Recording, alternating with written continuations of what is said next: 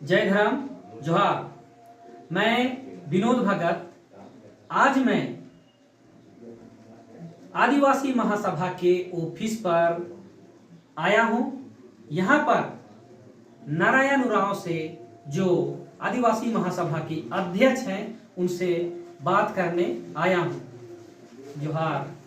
तो आज मैं नारायण दादा से पूछना चाहते हैं, जानना चाहते हैं कि रांची जिला के चान्हो प्रखंड में अमर शहीद वीर बुधु भगत का जन्म स्थल है और जन्म स्थल में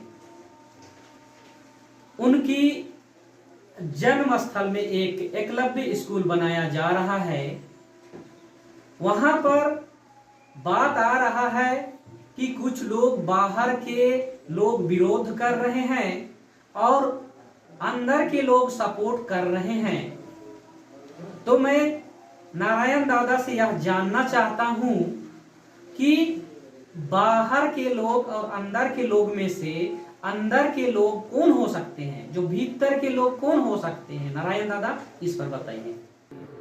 नारायण दादा आप ये बताइए, बाहर और भीतर की जो बात हो रही है उसमें भीतर में केवल सिलागाई गांव आएगा या फिर पूरे चान्हो आएगा भीतर में, तो आपसे जानना चाहते हैं। नारायण दादा बताइए। तो निश्चित तौर में आपका जो सवाल है अहम सवाल है और ऐसे सवाल करने का हम स्वागत करते हैं।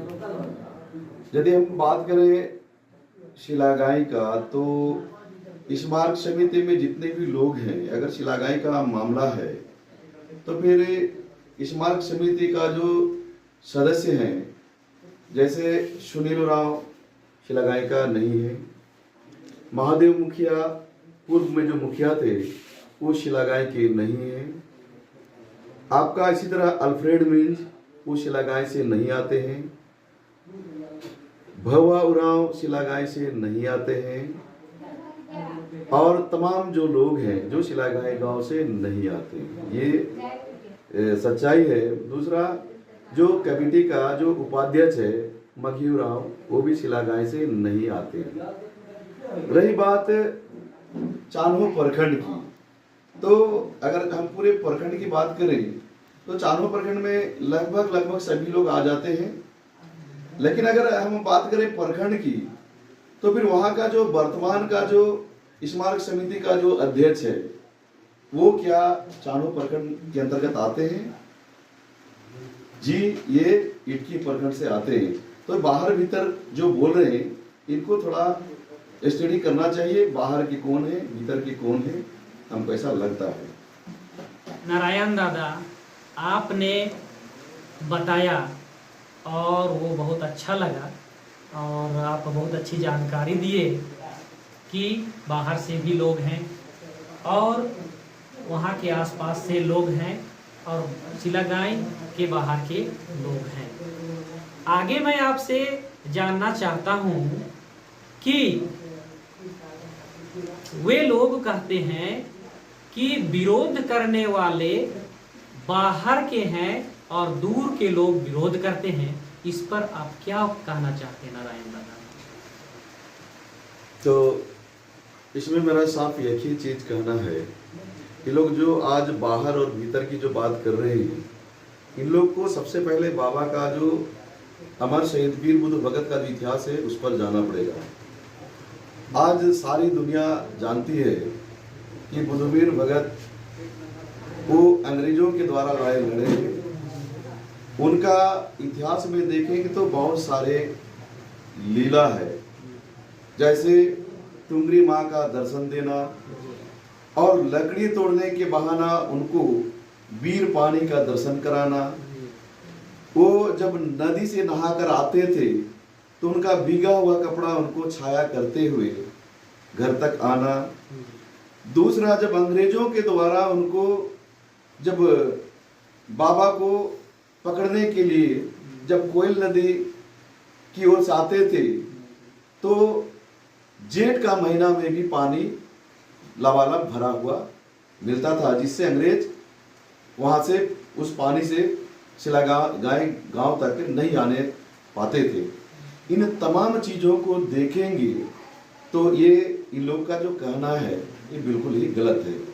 आज एग्जाम्पल के तौर पे जैसे हम अपने समाज के लोगों को और ये जो इस तरह का जो बयानबाजी कर रहे हैं इनको समझाने के लिए एक एग्जाम्पल देना चाहता हूँ। जैसे हम सभी लोग जानते हैं, कोई अन्य धर्म का हम तुलना लेना चाहते हैं, कोई टीका टिप्पणी नहीं करना चाहते, हमारा जो इस तरह का विरोध कर रहे हैं उसको समझाने के लिए हम इस बात को लाना चाहते हैं। जैसे राम एक हिंदू समाज में उसको भगवान माना जाता है, उसी तरह हम देखेंगे मुसलमान समुदाय में किन्हीं को भगवान को अल्लाह कहा जाता है। ईसाई समुदाय में हम चले जाते हैं तो उसी को प्रभु यीशु कहा जाता है। आज हम लोग को यह जानना पड़ेगा इनका जो लीला है, इनका जो महिमा है, जिस तरह से देश के लिए और समाज के लिए लड़ाई लड़े हैं, इनका कुर्बानी को याद करेंगे, तमाम चीजों को याद करेंगे तो ये इसलिए हमारे समाज में हमारा जो सामाजिक प्रथा है, जो भाषा है, उसमें हम लोग इनके नाम के आगे अमर शहीद लगाते हैं। और अमर शहीद का मतलब शायद लोगों को समझ में आ जाना चाहिए। अमर का मतलब होता है कभी नहीं मरने वाला, और जो कभी नहीं मरता है वही कहलाता है धर्मेश। हमारा आदिवासी समाज में धर्मेश का स्थान है, भगवान का स्थान नहीं है, अल्लाह का स्थान नहीं है, प्रभु यीशु का स्थान नहीं है, लेकिन हमारे समाज में धर्मेश का स्थान है। हमारा समाज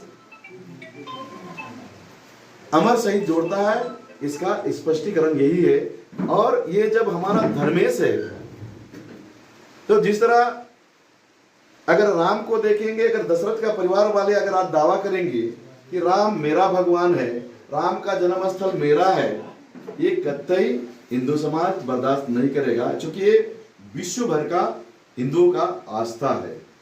उसी तरह अगर प्रभु यीशु का माता का नाम था माता मरियम, अगर उसके कोई नाता रिश्ता रिलेशन वाले कहेंगे कि प्रभु यीशु मेरा रिश्तेदार था, उसका जहाँ पे उनका जन्मस्थली है वो हमारा है, तो ये पूरे विश्व का ईसाई समुदाय उसको स्वीकार नहीं करेगा। उसी तरह ये अमर शहीद वीर बुधु भगत आदिवासियों का ये धर्मेश है। और धर्मेश को अगर कोई कहता है ये शिलागाई का संपत्ति है या चांडो का संपत्ति है, ये कतई ये लोग का कहना उचित नहीं है। ये पूरे विश्व में जहां भी आदिवासी, जितने भी आदिवासी हैं, सभी लोगों का ये क्या है, धर्मेश है। और ऐसी चीजों को ये लोग अलूल जलूल बयान जो दे रहे हैं, ये सोचने वाली बात है। समाज इसको समझे और इसको निर्णय करे, क्या धर्मेश किसी का व्यक्तिगत हो सकता है?